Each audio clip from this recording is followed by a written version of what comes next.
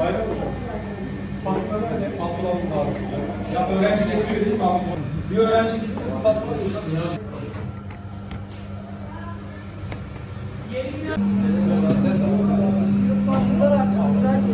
Saat kaç oldu acaba ya? Evet, yani evet. Bir de döner mi yani?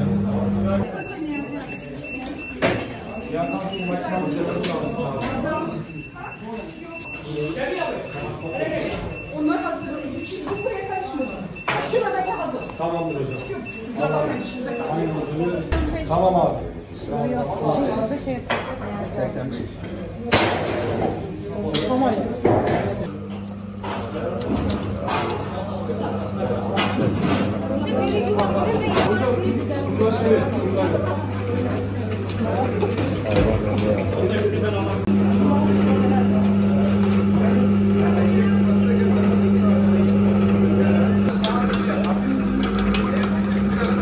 Yani bir de sökülmüyor.